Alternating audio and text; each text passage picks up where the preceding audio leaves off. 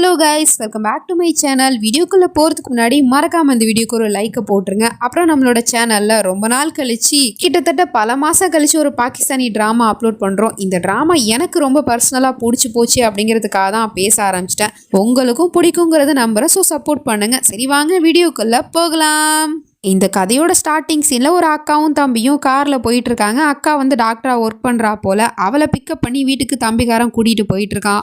அதுக்கு ஆப்போசிட் டைரக்ஷனில் ஒரு லிமிடெட் எடிஷன் கார் வந்துகிட்டு இருக்கு. இவன் கார் ஓட்டிட்டு போனவன் டக்குன்னு கண்ணு அசந்திருப்பான் போல. எதிர்த்தாப்புல வந்த காரை கவனிக்காம விட்டு ஏற்றிடுறான். ஸோ 2 காருமே வந்து மோதிடுது. அதுக்கப்புறம் அங்கேருந்து அந்த கார்லேருந்து ஒரு பொண்ணு தான் இறங்கி வரா. கண்ணு தெரியாதா, பார்த்து வர மாட்டியா அப்படின்னு கேட்டா, ஏன் நீ பார்த்து வர மாட்டியா அப்படின்னு சொல்லிட்டு இவன் பதிலுக்கு கேட்டுட்டு இருக்கான். அப்படி இவங்க 2 பேருக்குள்ள வாக்குவாதம் போயிட்டு இருக்கும் போது அந்த காருக்குள்ளேருந்து இன்னொருத்தவன் இறங்கி வரான். அவன் அங்கேருந்து வந்து என்ன ஏதுன்னு கூட கேட்காம தம்பிக்காரனை போட்டு அடியடின்னு அடிச்சு போட்டு அங்கேருந்து கிளம்பி போயிடுறான். ஆக்சுவலி இவன் தான் நம்ம டிராமாவோட ஹீரோ. என்ன ஹீரோன்னு சொல்றீங்க, வில்லன் மாதிரி நடந்துக்கிறானே அப்படிங்கிற மாதிரி பாக்குறீங்களா? அவனோட கேரக்டரே அப்படிதான் போல. அடிச்சடியில் தம்பிக்காரன் மயங்கிட்டான். ஹாஸ்பிட்டலில் கூப்பிட்டுட்டு போய் சேர்க்குற நிலைமைக்கு ஆயிடுச்சு. ஹாஸ்பிட்டலில் ட்ரீட்மெண்ட் பண்ணி உட்கார வச்சுருக்காங்க. அப்போ பார்த்தா நம்ம ஹீரோனோட என்ட்ரி. அடிபட்டு உட்காந்துருக்கவன் நம்ம ஹீரோயினிக்கும் தம்பி தான். அவங்கேருந்து ஓடி வந்து என்னடா ஆச்சு, எங்கடா விழுந்து வாருனா, எப்படா அடிபட்டுச்சு அப்படின்னு கேட்டா, நான் என்ன அடியை விலை கொடுத்தா வாங்குறேன், அவனா வந்தான் காரை விட்டு மோதனா, என்னன்னு கூட கேட்காம நான் அடிச்சு போட்டு போயிட்டான் அப்படிங்கிற மாதிரி சொன்னது இவளுக்கா பழியா கோவம் வந்துருது. என் தம்பியை அடிச்சது யாரு, அவன் யாருன்னு மட்டும் சொல்லு, போலீஸில் கம்ப்ளைண்ட் கொடுக்குறேன், அவன் பேர் என்ன ஊர் என்ன அப்படிங்கிற மாதிரிலாம் கேட்டு இருக்கா. ஆமா, அடிச்சுட்டு போறவங்கிட்ட பேரு ஊரெல்லாம் நான் விசாரிக்கிறேன். ஏங்கா நீ, அவனை பத்தி எனக்கு எதுவுமே தெரியாது, அவன் வச்சிருந்த காரு புதுசு போல, லிமிடெட் எடிஷன் கார் போல அப்படிங்கிற மாதிரி சொல்லிட்டு இருக்கான். ஸோ அந்த குழு மட்டும் இவளுக்கு கிடைச்சிருச்சு. மற்றபடி எதுவுமே டீட்டெயில்ஸ் தெரியாது. இருந்தாலும் நீ காலையில் கிளம்பி ரெடியாரு, நம்ம போலீஸ் ஸ்டேஷனுக்கு போயிட்டு வரலாம் அப்படின்னு சொல்லிட்டு கூப்பிட்டு இருக்கா. அக்காகாரி தான், அதெல்லாம் ஒன்றும் தேவையில்ல, அப்பாவுக்கு இந்த விஷயம் தெரிஞ்சிச்சுன்னா தேவையில்லாம டென்ஷன் ஆவாரு, அதனால இந்த விஷயத்த இப்படியே விட்டுரு அப்படிங்கிற மாதிரி சொல்லிட்டு தங்கச்சிக்காரியா ஆஃப் பண்ணி வைக்கிறா. அந்த பக்கம் அவனை அடிச்சு போட்டு இந்த பக்கம் இவன் பாரில் வந்து கூத்தடிச்சிட்டு இருக்கான் ஃப்ரெண்டு கூட. இன்னைக்கு தான் நியூ இயர் போல. ஸோ அதுக்கான பார்ட்டியை வந்து என்ஜாய் பண்ணிக்கிட்டு இருக்கான். அப்போ ஒரு பொண்ணு அவனை பார்த்து சைட் அடிச்சுக்கிட்டு இருக்கு. கிட்டத்தட்ட இவனுமே சைட் அடிக்கிற ஒரு கேரக்டர் தான். உடனே இவனும் அந்த பொண்ணுக்கிட்ட போயிட்டு பேச்சு கொடுத்துக்கிட்டு இருக்கான். ஸோ இதை பார்க்குற ஃப்ரெண்டுக்காரிக்கு காண்டாகுது. ஏன்னா அவன் இவனை வந்து சின்சியராக லவ் பண்ணுறா. பட் ஃப்ரெண்டுங்கிறதுனால இன்னும் அவன்கிட்ட இந்த விஷயத்த சொல்லலை போல. உடனே இவளுக்கு அவன் அந்த பொண்ணு கூட டான்ஸ் ஆடுறதெல்லாம் பார்க்கறதுக்கு பொறுக்காம வா கிளம்பி வீட்டுக்கு போகலாம் அப்படிங்கிற மாதிரி கூப்பிட்டுட்டு இருக்கா. நான் வரலன்னு சொல்லிட்டு இருக்கான். அப்போ நான் போகிறேன் அப்படிங்கிற மாதிரி சொல்லிட்டு அவளும் கூப்பிட்டுட்டு இருக்கா. போனா போ அப்படிங்கிற மாதிரி சொல்லிட்டு அவன் கையை காமிச்சிட்டு இருக்கான். இது இவளுக்கு ரொம்ப ஹர்ட் ஆயிடுச்சு.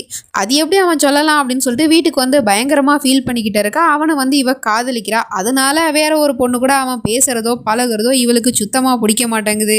நம்மால் பார்ட்டியெல்லாம் கொண்டாடிவிட்டு விடிய காலில் தான் வீட்டுக்கே வரான். வீடை பார்க்கும்போது ரொம்ப பயங்கரமாக இருக்குது. ரொம்ப பெரிய பணக்காரவங்க போல. இவங்க வீட்டுக்கு வந்து பார்த்தா பாட்டி தொழுதுட்டு இருக்காங்க. இவன் யாருக்கும் தெரியாம தான் வீட்டுக்குள்ளே போகணும்னு நினச்சா பாட்டி இங்கே இருக்கிறத பார்த்துட்டு, என்ன பாட்டி நீங்கள் இன்னும் தூங்கலையா அப்படின்னு கேட்குறான். அட விடிஞ்சிருச்சுப்பா, அதனால தான் எழுந்திருச்சேன். அப்புறம் நீ எங்கே போயிட்டு வர அப்படின்னு அந்த பாட்டியும் கேட்குது. நான் சும்மா ஃப்ரெண்ட்ஸ் வீட்டுக்கு தான் போனேன் அப்படிங்கிற மாதிரி சொல்லிட்டு சமாளிச்சிட்டு இருக்கான். அப்படியா, கிட்டவா அப்படிங்கிற மாதிரி சொல்லிட்டு கூப்பிட்டுட்டு இருக்கு. அவனும் கிட்ட போனால் குடிச்ச ஸ்மெல் வந்துடும் அப்படின்னு சொல்லிட்டு பயந்துக்கிட்டு போக மாட்டேங்கிறான். இதை பாட்டியும் புரிஞ்சுக்கிட்டு, என்னப்பா ஆல்கஹால் ஸ்மெல் வருது, இது என்ன இப்போ உன்னோட பர்ஃப்யூம்லேருந்து வருதுன்னு சொல்ல போறியா அப்படின்னு கேட்டால் அதுக்கு அவன் எந்த பதிலுமே சொல்லாமல், பாட்டி எனக்கு தூக்கம் வருது, நான் போய் தூங்குறேன் அப்படின்னு சொல்லிட்டு அவன் இங்கேருந்து கிளம்பி போயிடுறான்.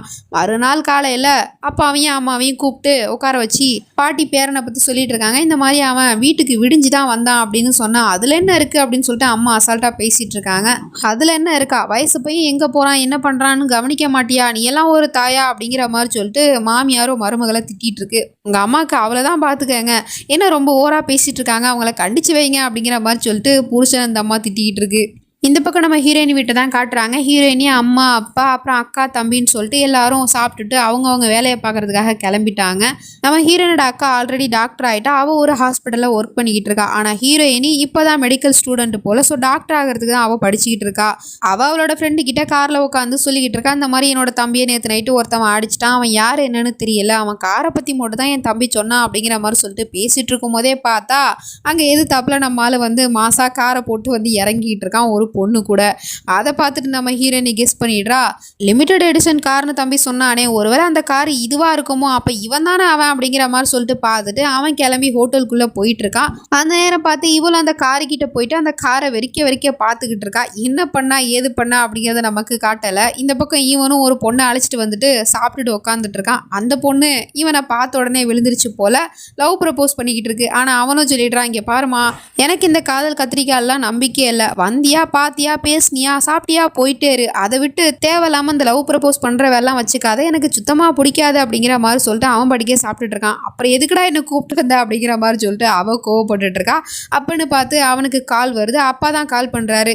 முக்கியமான மீட்டிங் இருக்கு, அதை நீ மறந்துட்டியா, உடனே கிளம்பி ஆஃபீஸ்க்கு வாடா அப்படிங்கிற மாதிரி சொல்லிட்டு கூப்பிடவும் இவனும் இதை கிளம்பிட்டேன்டாடி அப்படின்னு சொல்லிட்டு போறப்ப வரைக்கும் பில்லுக்கு பே பண்ணிட்டு தான் இங்கிருந்து கிளம்பி போறான். வந்து இவனோட காரை பார்க்குறான். காரு கந்தரகோலமா இருக்கு. அதாவது அவனோட காரு கண்ணாடியிலலாம் லிப்ஸ்டிக்கை போட்டு அப்பி வச்சிருக்கா. அதல்லாம 4 டயரையுமே பஞ்சர் ஆக்கி வச்சிருக்கா போல. இவனுக்கு ஒன்றும் புரியாம முழிச்சுக்கிட்டு இருக்கான். ஸோ இதை தூரத்துல இருந்து நம்ம ஹீரோயினையும் பார்த்துட்டு இருக்கா. அவனும் திரும்பி பார்க்கும்போது அங்க 2 பொண்ணுங்க நின்றுட்டு இருக்காங்க. அவனுக்கு புரிஞ்சு போச்சு, அப்ப இதை இவங்க தான் பண்ணியிருப்பாங்க போல அப்படின்னு சொல்லிட்டு உடனே வந்து கேட்குறான், என் காரை எப்படி பண்ணது நீங்களா அப்படின்னு கேட்டா, ஆமாண்டா நான் தான் பண்ணேன் அப்படின்னு சொல்லிட்டு நம்ம ஹீரோயினி திமிரா பேசிட்டு இருக்கா. அரியும் மேட், உனக்கு என்ன பைத்தியமா, அந்த காரோட விலை என்னன்னு தெரியுமா, லிமிடெட் எடிஷன் காரு, அந்த காரை போய் இப்படி பண்ணியிருக்க, ஏன் அப்படி பண்ண அப்படின்னு கேட்டா, அதெல்லாம் எனக்கு தெரியாது, என் தம்பியை நீ தானே அடிச்சா, அவனை எப்படி அடிக்கலாம், அதுக்காக தான் நான் அப்படிலாம் பண்ணேன் அப்படின்னு சொல்லிட்டு இருக்கா. எனது அவன் உன்னோட தம்பியா, அவன் மேலதான் தப்பு இருக்கு, அவன் தான் ஒழுங்கா ரோட பார்க்காம வந்து மோதுனா, நானா இருக்க தொட்டு பேசாம அடியோட விட்டேன், வேற எவனாவது இருந்தா இவ்வளவு பெரிய கார்ல வந்து மோதுனதுக்கு கண்டிப்பா கேஸை போட்டிருப்பானுங்க அப்படின்னு சொன்னாங்க. பாரு, என் தம்பியை நீ அடிச்சா பதிலுக்கு உன் காரை நான் பஞ்சர் ஆக்கிட்டேன், இதோட இந்த மேட்டரை ஃப்ரீயா விட்டுறலாம் அப்படிங்கிற மாதிரி சொல்லிட்டு அவ படிக்க கிளம்பி போயிட்டு இருக்கா. இவனுக்கு மீட்டிங்கும் மிஸ் ஆயிடுச்சு, அவனுக்கு பிடிச்ச காரை இது மாதிரி பண்ணிட்டா அப்படின்னு சொல்லிட்டு இவனுக்கு பயங்கர கோவம் வருது. நம்ம ஹீரோயினி வீட்டுக்கு வந்து தன்னோட அக்கா கிட்ட போட்டோலாம் எடுத்து வச்சிருப்பா போல, காரை எப்படி பண்ணா அப்படின்னு சொல்லிட்டு அதெல்லாம் காட்டி சிரிச்சிட்டு இருக்கா. அவளும் நிஜமாவே நீ இதை பண்ணியா அப்படிங்கிற மாதிரி சொல்லிட்டு கேட்டுட்டு இருக்கா.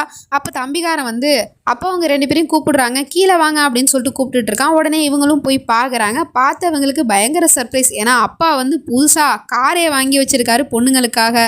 எப்படாடி வாங்கினீங்க, சொல்லவே இல்லை அப்படின்னு சொல்லிட்டு அப்பாவுக்கு தேங்க்ஸ்லாம் சொல்லிக்கிட்டு அதுக்கப்புறமா மொத்த குடும்பமாக சேர்ந்து நைட் ட்ரைவ்லாம் போயிட்டு இருக்காங்க. அப்புறம் ஒரு ஹோட்டலுக்கு போயிட்டு சாப்பிட்டுக்கிட்டு வீட்டுக்கு வந்து படுத்துட்டாங்க போல, நல்லா தூங்கிட்டு இருக்காங்க. அப்போ ஒரு 1:30 மணி இருக்கும். அப்போ அம்மா வந்து பொண்ணுங்களை எழுப்பி விட்டுட்டு இருக்காங்க. அப்பாவுக்கு உடம்பு சரியில்லை, நெஞ்சு வலிக்குதுன்னு சொல்றாரு, வாங்க ஹாஸ்பிட்டல் போகலாம் அப்படின்னு சொல்லிட்டு அப்பாவையுமே கூட்டிக்கிட்டு கிளம்புறாங்க. கார் சாவி எடுத்துட்டு வரேன் அப்படின்னு சொல்லிட்டு நம்ம ஹீரோயினுமே எடுத்துட்டு வந்துட்டு காரை வந்து பார்க்குறா. பார்த்தவளுக்கு பயங்கரமான ஷாக்கு, ஏன்னா அந்த காரை நம்ம ஹீரோ மொத்தமாக கொளுத்தி விட்டுட்டு நின்றுட்டு இருக்கான். இதை பார்த்த உடனே இவளுக்கு பயங்கர கோவம் வருது.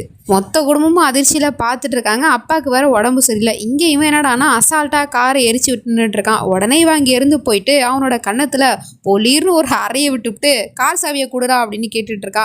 எந்த கார் சாவி அப்படின்னு கேட்டா, நீ ஓட்டிட்டு வந்திருப்பல்ல உன்னோட கார் சாவி தான் அப்படின்னு கேட்டதும் அவனும் பயந்துக்கிட்டே கார் சாவியை கொடுத்துட்றான். அதுக்கப்புறம் அவனோட கார்லயே ஹாஸ்பிட்டலுக்கு அப்பாவை கூட்டிட்டு போயிட்டு இருக்கா. இவனுக்கா ஒன்றும் புரியாம முழிச்சுக்கிட்டு இருக்கான். கண்டதும் காதல் வந்து கேள்விப்பட்டிருப்பீங்க, ஆனா இவனுக்கு அவ கையால அறை வாங்கினதுக்கு அப்புறம் அவ மேல காதல் வந்துருச்சு. இப்படி ஒரு இன்சிடென்ட்ல காதல் வருமா என்ன கேள்விக்குறிதான், ஆனா இவனுக்கு வந்துருச்சப்பா அப்படிங்கிற மாதிரி தான் இருக்கு. இந்த டிராமா எப்படி இருந்துச்சுங்கிறத மறக்காம கமெண்ட் பண்ணிடுங்க. நெக்ஸ்ட் பார்ட்ல சந்திக்கிறேன். அது வரைக்கும் பை ஃப்ரெண்ட்ஸ்.